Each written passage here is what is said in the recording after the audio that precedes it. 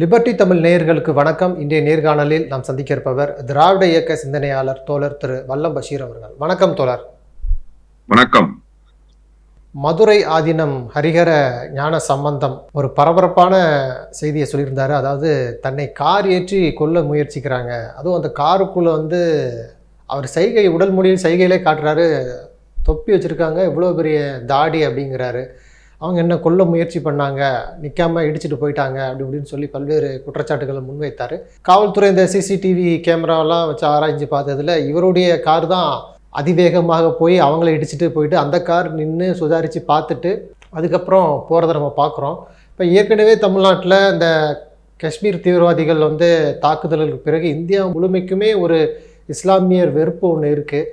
இந்த சூழ்நிலையில் மதுரை ஆதீனம் அவர்கள் ஒரு திட்டமிட்டு இது போன்ற ஒரு அவதூறு சொல்றதை நீங்க எப்படி பாக்குறீங்க? சைவ சமயத்தை பரப்புவதுதான் ஆதீனத்தினுடைய தலையாய பணி. ஆனால் அதை விட்டு மத வெறுப்பு பிரச்சாரத்தை பரப்புகிற, இன்னும் குறிப்பாக மத சிறுபான்மையினருக்கு எதிரான வெறுப்பை உமிழ்கிற வேலையை இன்றைக்கு ஆதீனம் செய்திருக்கிறார். இவரை நினைக்கிற போது இவருக்கு முன்னால் இருந்த அருணகிரிநாதர் தான் நினைவுக்கு வருகிறார். எத்தகைய பணிகளை எல்லாம் மேற்கொண்டு விட்டு போயிருக்கிறார் அருணகிரிநாதர் என்பதை எண்ணி பார்க்கிற போது அந்த இடத்துக்கா இவர் சேர்ந்திருக்கிறார் என்றுதான் யோசிக்க தோன்றுகிறது. 80களின் இறுதியிலே டெசோ மாநாடுகளை கலைஞர் நடத்துவார்.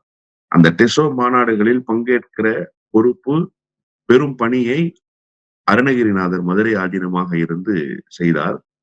அவருக்கு வழங்கப்பட்ட கை துப்பாக்கி, அவருடைய பாதுகாப்புக்காக அவருக்கு வழங்கப்பட்டிருந்த கை துப்பாக்கியை அந்த மேடையிலேயே எடுத்து காட்டி, நான் ஈழத்துக்கே நேரடியாக செல்வேன் என்று அருணகிரிநாதர் அன்றைக்கு பேசினார். அவர்தான் மதுரையினுடைய ஆதீனம் அன்றைக்கு. பிறகு பத்திரிகையாளர்கள் அவரை கேட்டார்கள், எதற்காக நீங்கள் இப்படி ஒரு துப்பாக்கியை எடுத்து காட்டி ஒரு வன்முறையை தூண்டுகிற வேலையை செய்கிறீர்களா என்று கேட்டபோது அவர் சொன்னார், எனக்கு சைவத்தை பரப்புவதுதான் பணி. தமிழர்கள் இருந்தால்தான் சைவத்தை பரப்ப முடியும். இவர்கள் தமிழர்களை கொன்று குவிக்கிறார்கள். எனவே தமிழர்களை காப்பாற்றுவதற்காக நான் என் கையில் இருந்த துப்பாக்கியை கையில் எடுத்திருக்கிறேன் என்று சொன்னார். அப்படிப்பட்ட ஆதீனம் இருந்த அந்த இடத்துக்கு இன்றைக்கு தமிழர்களை பிளவுபடுத்துகிற ஒரு ஆதீனம் சேர்ந்திருக்கிறார் என்பது மதுரை ஆதீனம் என்கிற அந்த பொறுப்புக்கு ஒரு மிகப்பெரிய சாபக்கேடு வந்துவிட்டது என்றுதான் நான் புரிந்து கொள்கிறேன். துவக்கத்திலிருந்தே, இவர் இன்று நேற்று அல்ல, துவக்கத்திலிருந்தே இப்படிப்பட்ட கருத்துக்களை தொடர்ந்து பேசி வருபவர்தான். இப்படிப்பட்ட கருத்துக்களை பேசுவதற்கு பின்னால் என்ன நோக்கம் இருக்கிறது என்று கேட்டால், அவருக்கு முழுக்க முழுக்க இஸ்லாமிய விரோத எண்ணங்களும் மத சிறுபான்மையினருக்கு எதிரான குரோதமான சிந்தனையும் அவரிடத்திலே கப்பி கிடக்கிறது என்பதை ஒவ்வொரு முறையும் வெளிப்படுத்துகிறார். நீங்க உளுந்தூர்பேட்டைக்கு தினந்தோறும் பைபாஸ் ரோட்ல எத்தனை பேர் கிராஸ் பண்ணி சென்னை டு மதுரை, திருச்சி டு சென்னைன்னு போறாங்க? நீங்க போற யாருமே அந்த ரோட்டை கிராஸ் பண்ணாம போகவே முடியாது. அதுதானே மைய புள்ளி. அந்த உளுந்தூர்பேட்டை ஜங்ஷன் தானே மைய புள்ளி. அந்த இடத்துல நீங்க பார்க்கும்போது இயல்பாகவே உங்களுக்கு தெரியும் எப்படிப்பட்ட அந்த கார் போக்குவரத்துகள், வாகன நெரிசல்கள் எல்லாம் எப்படி இருக்கு அப்படின்னு சொல்லிட்டு. நீங்க தெரியலன்னு சொன்னா ஒரு கருத்து தெரியல அப்படின்னு சொல்லி இருந்திருக்கணும். ஏதோ ஒரு கார் வேகமா மோத வந்தது, எங்க மேல தவறு இல்ல, காவல்துறை என்னன்னு விசாரிக்கணும்னு சொல்லி இருந்தா இவருடைய பொறுப்புக்கு அது அழகாகவும் இருந்திருக்கும். இவருடைய அந்த மாண்பு இருக்குல்ல, மதுரை ஆதீனத்துக்குன்னு ஒரு மாண்பு இருக்கிறதாகத்தான் நான் கருதுறேன். அதை இவர் படுகொலியில் தள்ளி மண்ணை அள்ளி போட்டு மூடி இருக்கிறார்.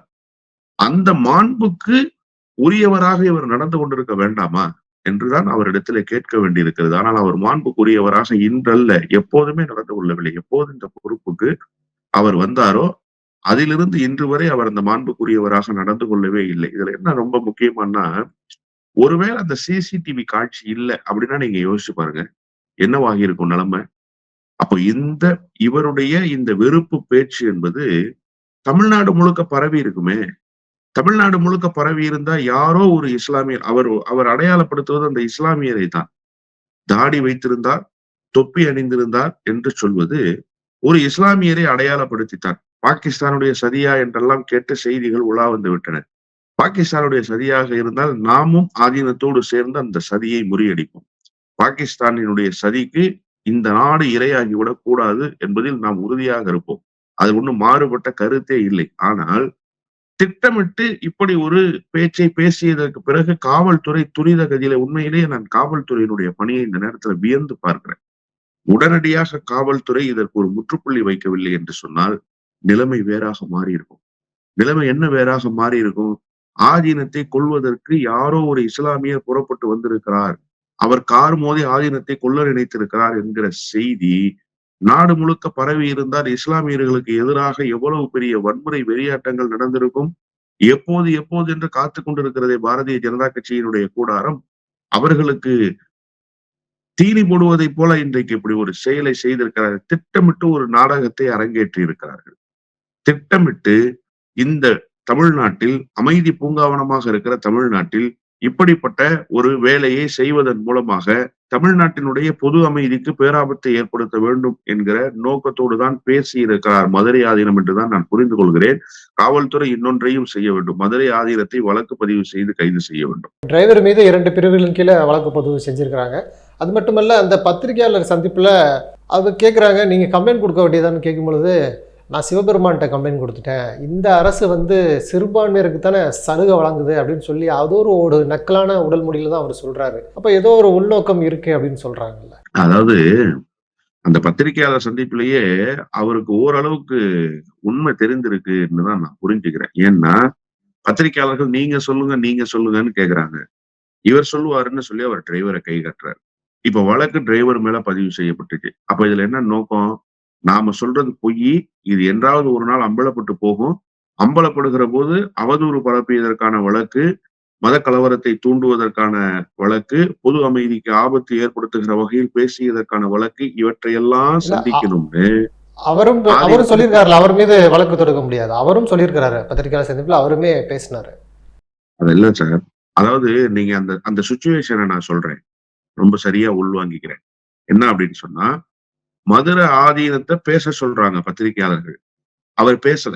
என்ன பேசல? என்னுடைய டிரைவரு, அவர் என்னுடைய பிஏ, அவர் சொல்லுவாரு கேளுங்கன்னு சொல்றாரு. ஏன் நீங்க இந்த சம்பவத்தை நீங்க சொல்லிட வேண்டியதுதானே? அவர் சொல்லுவாருன்னு சொல்லி அவரை பேச வைத்து விட்டு அதுக்கப்புறமா இவர் பேசுறாரு. இல்ல அவர் சொன்னாரு. இது எப்படின்னா, இது ஒரு யுக்தி சார். டிரைவர் என்கிட்ட சொன்னாரு. நான் அவர் அவர் சொன்னதை கவனிச்சீங்களா நீங்க? நான் மயக்கம் அடைஞ்சிட்டேன்றாரு. நான் மயக்கம் அடைஞ்சிட்டேன். அப்ப என்னன்னா, நாளைக்கு கோர்ட்ல கேஸ் ஆச்சுன்னா என்ன சொல்லிடுவாங்க? இல்ல எனக்கு மயக்கம் வந்துருச்சு. டிரைவர் சொன்னதைத்தான் நான் சொன்னேன்னு டிரைவரை பலிகடாக்குற வேலை. ஏன்னா பத்திரிகையாளர்கள்ட்டே அட்ரஸ் பண்ண வச்சிருக்கிறாருல டிரைவரை. இப்ப டிரைவரை தூக்கி நீங்க 2 வருஷம் உள்ளார வச்சுட்டா பிரச்சனை கிடையாது. அதுக்கு அதை பத்தி அவருக்கு கவலை இல்லை. ஆனா அவரு ஜெயிலுக்கு போயிடக்கூடாதுங்கிறதுக்காகவே அப்ப இதெல்லாம் ஒரு ப்ரீ பிளான்டாவே நடந்திருக்குன்றத இதன் மூலமாக நாம வந்து புரிந்து கொள்ள முடியுது. இன்னொன்று, நான் என்ன கேட்கிறேன், சிவபெருமான்கிட்ட போய் நீங்க கம்ப்ளைண்ட் கொடுத்துட்டீங்க. சிவபெருமான் நடவடிக்கை எடுத்துருவாருன்னு சும்மா இருந்துட வேண்டியதானே? ஏன் பிரஸை கூப்பிட்டு பேசுறீங்க? ஏன் சார் பிரஸை கூப்பிட்டு பேசுறீங்க? சிவபெருமான் நடவடிக்கை எடுப்பாருன்னு சொல்லிட்டு நீங்க அமைதியா இருந்துட வேண்டியதுதானே? எனவே திட்டமிட்டு ஒரு அவதூறு என்று கூட நான் மிக எளிய முறையில் சொல்லி நிறுத்தி விடுவதற்கு விரும்பவில்லை. ஒரு மத கலவரத்தை தூண்டுகிற வேலையை, மத சிறுபான்மையினருக்கு எதிராக இந்த நாட்டு மக்கள் ஒரு கொந்தளிப்பான சூழலுக்கு வர வேண்டும் என்கிற அந்த கூறுதிட்டுகிற வேலையை இந்த ஆதீனம் செய்திருக்கிறார். எனவே அவர் கைது செய்யப்பட வேண்டும் என்பதுதான் ஒரு நியாயமான கோரிக்கையாக இருக்க முடியும். இன்றைக்கு அம்பலப்படுத்தி இருக்கிற காவல்துறை கைது படலத்தையும் மேற்கொள்ள வேண்டும் என்பதுதான் நியாயமான எதிர்பார்ப்பு. நிச்சயமாக காவல்துறை அதை செய்யும் என்றுதான் நான் கருதுகிறேன். இந்த ஆதீனம் அப்படிங்கிறது எவ்வளவு இஸ்லாமியர்களோட நெருக்கமாக இருந்தது அப்படிங்கிறத கடந்த காலங்கள் நம்ம பார்த்தோம். இதற்கு முன்பு இருந்த ஆதீனம் அவர்கள் வந்து குர்ஆனுடைய வசனங்களை அவரே ஓதி காட்டுவார். நாவூரணிபா பாட்டை மேடைகளில் பாடுவார். அப்படி ஒரு ஆதீனம் இருந்த இடத்துல இப்போ இவர் வந்து அவருடைய பேட்டியிலே நம்ம பார்க்குறோம், சிறுபான்மையர்களுக்கு தான் அதிகமான சலுகைகள், அதனால் கம்ப்ளைண்ட் பண்ணி கூட பிரயோஜனம் கிடையாது அப்படிங்கிற ஒரு வார்த்தையை வைக்கிறாரு. அது ஒட்டுமொத்தமாக சிறுபான்மையின் மேல் உள்ள வெறுப்பாக அதை நம்ம பார்க்குறோம். ஏன் இந்த ஒரு நிலைக்கு ஆதீனங்கள் போகிறாங்க அப்படிங்கிறத ஒரு பார்வை இருக்கு இல்லையா? அதை எப்படி பார்க்குறீங்க? எனக்கு தனிப்பட்ட அனுபவம் இதில் ஒன்று. இந்த சிறுபான்மையினருக்கான அரசாக இந்த அரசு இருக்கு. சிறுபான்மை மக்களுக்கு எதிராக கம்ப்ளைண்ட் பண்ணி என்ன ஆக போகுதுன்ற கருத்து இருக்குல்ல, இந்த கருத்தை ஒரு புறம் வச்சிருவோம். இதற்கு முன்பு இருந்த அருணகிரிநாதர்கிட்ட எனக்கு நேரடியாக ஒரு சம்பவம் அனுபவத்தின் வாயிலாக. தியாகராயா கல்லூரியில் ஒரு இடம் ஒரு இஸ்லாமிய மாணவருக்கு வேண்டும். பல தொடர்பு பேசியாகிவிட்டது, இடம் கிடைக்கல. கடைசியாக மதுரை ஆதீனத்திடம் சென்றால் ஒரு வாய்ப்பு இருக்கிறது என்பதற்காக மதுரை ஆதீனத்திடம் நானே எனக்கு இருந்த அறிமுகத்தை பயன்படுத்தி கொண்டு சசிகலா நடராஜன் அவர்களினுடைய உதவியாளர் மூலமாக மதுரை ஆதீனத்தை போய் சந்திச்சேன்.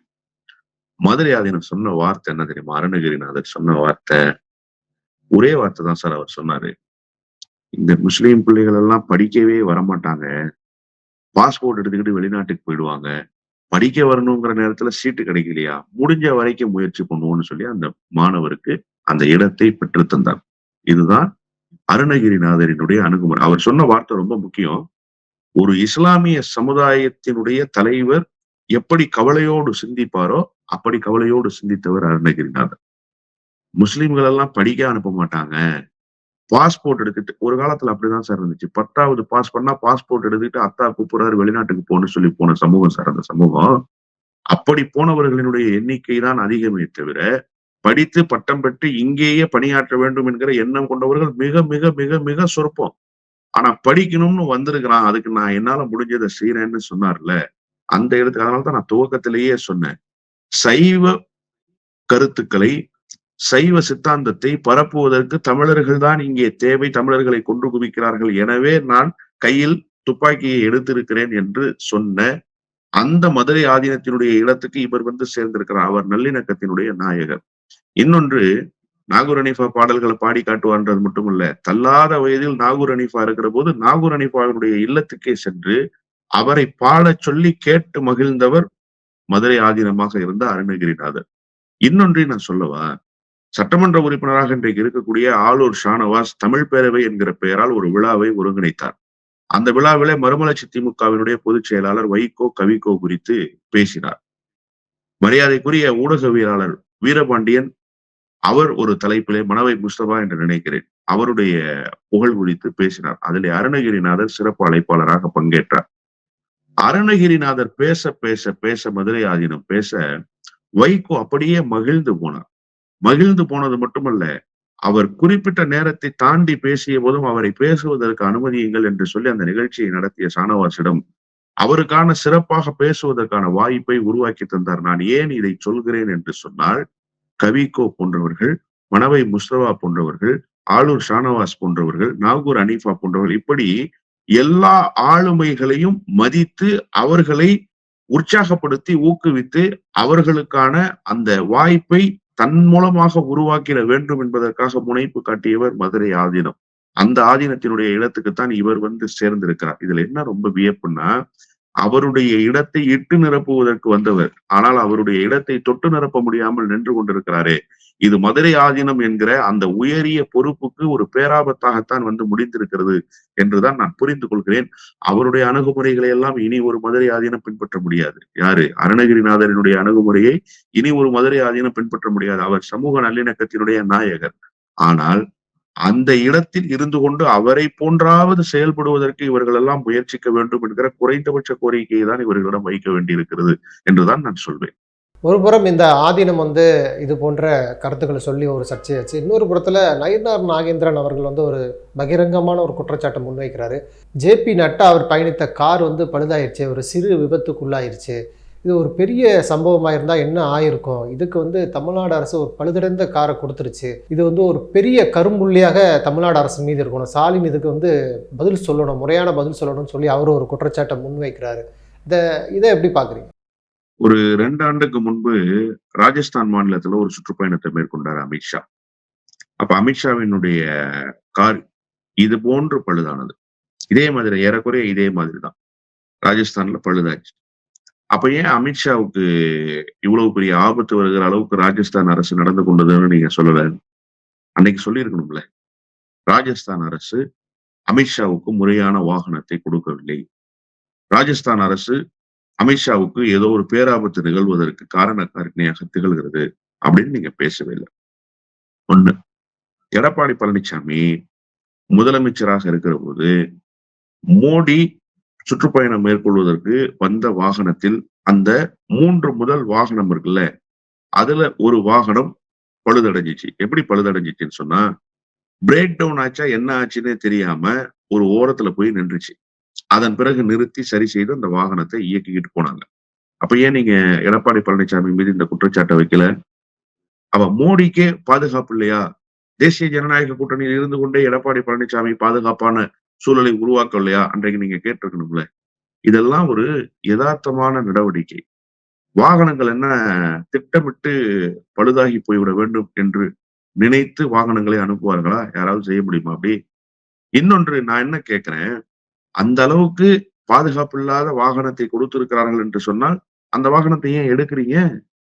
உடனே மாற்றிக் குடுங்க. வாகனத்த மாற்றிக் குடுங்க. சரியில்லைன்னு சொல்லிட்டு போயிருக்கலாமே!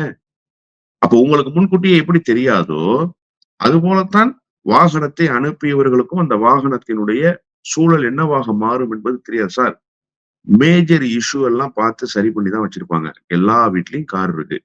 எல்லோரும் மோட்டார் வாகனங்கள பயன்படுத்துறோம். புறப்பட்டு போறோம். திடீரென ஒரு சூழல், வண்டியில ஏதோ ஒரு பழுது ஏற்படுது. அதன் மூலமாக பயணம் பாதிக்கப்படுது. என்ன செய்வோம்? அந்த பழுத சரி செய்யறதுக்கு பார்ப்போமா? இல்ல அந்த பழுதுக்கு இவர்கள் தான் காரணம், அவர்கள் தான் காரணம் என்று புதிய புதிய காரணங்களை கற்பித்துக் கொண்டிருப்போமா? சொல்லுங்க நீங்க. அப்போ நீங்க இந்த விவகாரங்களை எல்லாம் யோசிச்சு பாருங்களேன். நயினார் நாகேந்திரனுடைய கருத்து, மதுரை ஆதீனத்துடைய கருத்து, ஒன்றோடு ஒன்று தொடர்புடைய கருத்துக்களாகவே இருக்கு. அப்ப இவங்களுக்கு ஏதோ ஒரு உள்நோக்கம் இருக்கு. தமிழ்நாட்டுக்குள் ஏதோ ஒரு சூழலை இவர்களுக்கு ஏற்றவாறு உருவாக்குவதற்கு தயாராகிறார்கள். தமிழ்நாட்டினுடைய சூழல் அது அப்படியே இருப்பதை அவர்கள் விரும்பவில்லை. தமிழ்நாட்டினுடைய தன்மை கெட்டுப் போக வேண்டும் என்பதற்காகவே பேசுகிறார்கள் என்றுதானே புரிந்து கொள்ள வேண்டியிருக்கிறது. ஜே.பி. நட்டாவினுடைய வாகனம் பழுதடைந்ததற்கும் தமிழ்நாடு அரசுக்கும் என்ன தொடர்பு? மதுரை ஆதீனத்தினுடைய வாகனம் எல்லையை மீறி அத்துமீறி வேகமாக அந்த சாலையில ஓடியதற்கும் இஸ்லாமியர்களுக்கும் என்ன தொடர்பு? அப்ப ஒன்றோடு ஒன்று நீங்கள் கொண்டு வந்து முடிச்சு போடுவதன் மூலமாக ஏதோ ஒரு திட்டத்தை வகுத்துக் கொண்டு நீங்கள் செயல்படுகிறீர்கள் என்பதை இந்த நாட்டு மக்களுக்கு நீங்களே பட்டவர்த்தனமாக சொல்கிறீர்கள். உங்கள் குரலிலேயே வெளிப்படுகிறீர்கள். உங்களுடைய குரலே உங்களை காட்டிக் கொடுக்கிறது. உங்களுக்கு என்ன நோக்கம் இருக்கிறதுன்னு சொல்லி. இன்னொன்னு, நீங்க இத முதலமைச்சருக்கு சொல்ல வேண்டியதில்ல. முதலமைச்சர் இப்படிப்பட்ட ஒரு வாகனத்தை அனுப்புகிறார். முதலமைச்சர் என்ன அவர் வீட்டு வாசல்ல இருந்த காரை அனுப்பிச்சிட்டாரு? என்ன சார் பேச்சு இது? அண்ணன் நயினார் நாகேந்திரன் ஒரு தேர்ந்த அரசியல்வாதி. அவருக்கு ஒரு அரசியல் முதிர்ச்சி இருக்கு. இந்த தமிழ்நாட்டினுடைய அமைச்சராக இருந்தவர். அவர் மீது நான் மிகுந்த அன்பு கொண்டிருக்கிறேன், மரியாதை கொண்டிருக்கிறேன். என்னை போன்ற பலரும் அவர் மீது மிகுந்த அன்பு கொண்டிருக்கிறார்கள். பாஜகவினுடைய மாநில தலைவர் ஆகிவிட்டார் என்பதற்காகவே உளறல் பேச்சுக்களை பேச வேண்டுமா என்ன? பாஜகவினுடைய மாநில தலைவர் ஆயிட்டா பைத்தியக்கார மாதிரி பேசுவான் அப்படின்னு தமிழ்நாட்டு மக்கள் சொல்வதை அப்படியே இன்றைக்கு நிரூபித்திருக்கிறாரு. என்ன மாதிரியான பேச்சு மத்திய இது? அமைச்சர் மத்திய அமைச்சருக்கு நீங்க ஒரு புரோட்டோகால் இது பண்ணும்பொழுது கொஞ்சம் கவனமா கையாளுங்க. இது போன்று பழுதான வாகனங்கள் அனுப்பாதீங்கன்னு ஒரு கோரிக்கை மாதிரி வைக்கிறாரு. அது இல்லைன்னா நீங்க தான் பதில் சொல்லணும்னு சொல்றாரு. இதுல என்ன தவறு இருக்கு? இல்ல கோரிக்கை வைப்பது வேறு, நீங்க தான் பதில் சொல்லணும், நீங்க தான் பொறுப்பேற்கணுங்கிறது வேறு. 2க்குமான வேறுபாடு இருக்கு. இப்போ நீங்க சாரி அப்படின்னு சொன்னா எல்லாரும் சொல்லிடுவாங்க. மன்னிப்பு கேளுங்க அப்படின்னு சொன்னா யாரும் கேட்க மாட்டாங்க. பார்த்திருக்கீங்களா? அந்த மாதிரி தான் நீங்க சொல்லி இருக்கிற கருத்து. ஒன்றிய அமைச்சரினுடைய வாகனம் பழுதாகி போயிருக்கிறது. அதை சரி செய்து கொள்ள வேண்டும். தமிழ்நாடு அரசுக்கு நான் கோரிக்கையாக வைக்கிறேன்னு சொன்னா பிரச்சனை இல்ல. ஒன்றிய அமைச்சரினுடைய வாகனத்தை பழுதாகுகிற பின்னால் யார் இருக்கிறார்கள்? இந்த மாதிரியான கேள்விகளை எல்லாம் கொண்டு வந்து இதை சரி செய்து கொள்ள வேண்டும். இல்லை என்று சொன்னால் ஸ்டாலின் அரசு என்ன சார் மிரட்டுறீங்களா? என்ன சார் பண்ணிடுவீங்க? என்ன பண்ணிடுவீங்க நீங்க? என்ன சொல்ல வர்றீங்க? எங்களுக்கு புரியல. நீங்க சட்டமன்றத்தில் முதலமைச்சருடைய செயல்பாடுகளை, முதலமைச்சருடைய அணுகுமுறைகளை பார்க்கிறீர்கள். தமிழ்நாட்டில் இருந்து கொண்டு ஒரு சட்டமன்ற உறுப்பினராக, அதிலும் ஒரு தேசிய கட்சியினுடைய சட்டமன்ற குழு தலைவராக இருந்து அவருடைய செயல்பாடுகளை பார்த்திருக்கிறீங்க. என்ன மிரட்டுறீங்க நீங்க? என்ன சார் சொல்ல வர்றீங்க? ஆட்சியை கலைச்சிருவீங்களா? இல்ல ஒன்றிய அரசு எங்க கையில இருக்கு, நாங்க எது வேணுமோ செய்யலாம்னு நினைக்கிறீங்களா? என்ன சொல்ல வர்றீங்க? அதை வெளிப்படையாக சொல்ல வேண்டும் அண்ணன் நயினார் நாகேந்திரன். இந்த மிரட்டுகிற துணியும் ஏதோ ஒன்றிய அரசு தங்களுடைய கைகளில் இருக்கிறது என்பதற்காக மாநில அரசுக்கு ஒரு நெருக்கடி கொடுக்கலாம்னு நினைக்கிறீங்கல்ல, அது தமிழ்நாட்டில் நடக்காது என்பதை பல தருணங்களில் முதலமைச்சர் உணர்த்தி இருக்கிறார். இங்க பாருங்க, முதலமைச்சருக்கு எந்த நோக்கமும் கிடையாது. குறிப்பாக தமிழ்நாடு அரசுக்கு எந்த நோக்கமும் கிடையாது. என்னென்ன புரோட்டோகால் டியூட்டிஸ் இருக்கோ அது எல்லாத்தையும் தமிழ்நாடு அரசு சிறப்பாகத்தான் செய்து கொண்டிருக்கிறது. ஏன் இதற்கு முன்பு அமித்ஷா வந்தாரு, என்ன குறைபாடு? என்ன சார் குறைபாடு? ஏதாவது ஒரு இடத்தில் சின்ன ஒரு தவறு நடந்ததாக நீங்கள் சுட்டிக்காட்ட முடியுமா? அப்ப நீங்க பாராட்டுனீங்களா? திமுக அரசு மிகச்சிறப்பாக எல்லா புரோட்டோகால்ஸையும் சரியாக செய்து கொடுத்திருக்கிறார்கள். பின்பற்றப்பட வேண்டிய மரபுகளை முறையாக பின்பற்றுகிறார்கள். அவர்களுக்கு எங்களுடைய வாழ்த்துக்களையும் நன்றிகளையும் தெரிவிக்கிறோம். சொல்லியிருக்கீங்களா நீங்க? சொல்லியிருக்கீங்களா? இல்லையே. அப்போ தவறு ஏற்பட்டால் மட்டும் தமிழ்நாடு அரசு பொறுப்பேற்கணுங்கிறதும், சரியாக நடந்த நேரங்களில் எல்லாம் தமிழ்நாடு அரசு பொறுப்பேற்காது. அப்ப உங்க பாரதிய ஜனதா கட்சிக்காரங்க பொறுப்பேற்கணும். என்ன மாதிரியான அணுகுமுறை? எதற்காக இப்போது இந்த விஷயத்தை சர்ச்சைக்குள்ளாக்குகிறீர்கள்? இது ஒரு சாதாரண நிகழ்வு தான். அதனாலதான் நான் ராஜஸ்தான் மாநிலத்தில் நடந்ததும், இதற்கு முன்பு மோடி வந்தப்ப அந்த கான்வாயில் போகிற வண்டியில் ஒரு வண்டிக்கு ஏற்பட்ட சிக்கல்களையும் நான் சொன்னேன். அப்ப இது இயல்பாக நடக்கக்கூடிய ஒன்று. இயல்பாக நடக்கக்கூடிய ஒன்றுக்கே புதிய புதிய காரணங்களை கற்பித்துக் கொண்டு, புதிய புதிய செய்திகளை அதன் பின்னால் புகுத்திக் கொண்டு, வேறு வேறு கோணங்களில் அந்த பிரச்சனையை கையாளுவதன் மூலமாக ஏதோ ஒரு உள்நோக்கத்தோடு நீங்கள் செயல்படுகிறீர்கள் என்பதை நீங்களே பேசி உங்கள் வாயால் அம்பலப்பட்டு போகிறீர்கள் என்றுதான் நான் நயினார் நாகேந்திரனுக்கு சொல்ல விரும்புறேன். செய்யற விஷயத்த சரியா செய்யுங்க. மண்டைக்கு மேல இருக்கிற கொண்டைய கொஞ்சம் நல்லா மறைச்சிருங்க சார். நீங்களே பேசி மாட்டிக்கிறீங்க. உங்களுக்கு என்ன பேசுவது என்று தெரியாமல் தமிழ்நாடு அரசு மீது கல்லெறிவதாக நினைத்துக் கொண்டு நீங்கள் உங்களுக்கு நீங்களே கல்லெறிந்து கொள்கிறீர்கள். கண்ணாடி கூட்டுக்குள் இருந்து கல்லெறிந்து கொள்கிறீர்கள் என்றுதான் நான் சொல்வேன். உண்மையிலேயே இது போன்ற பேச்சுக்கள் பொறுப்பற்ற பேச்சுக்களாகத்தான் பார்க்கப்பட வேண்டும். ஒன்றோடு ஒன்று தொடர்புடையது போல தமிழ்நாட்டில் பொது அமைதிக்கு ஏதோ ஒரு ஆபத்தை ஏற்படுத்துவதற்கு, தமிழ்நாட்டில் காவல்துறை சிறப்பாக செயல்படவில்லை என்கிற கருத்தை மக்களிடத்திலே கொண்டு போய் சேர்ப்பதற்கு இந்த மதுரை ஆதீனமும் அண்ணன் நயினார் நாகேந்திரன் போன்றவர்களும் பயன்படுகிறார்களோ என்கிற ஐயப்பாடு இன்றைக்கு எழுந்திருக்கிறது என்றுதான் நான் புரிந்து கொள்கிறேன். நன்றி தோழர். நிறைய நல்ல தகவல்களை நேயர்களுக்கு சொல்லியிருக்கீங்க. உங்களுடைய நேரத்துக்கு மிக்க நன்றி. நன்றி.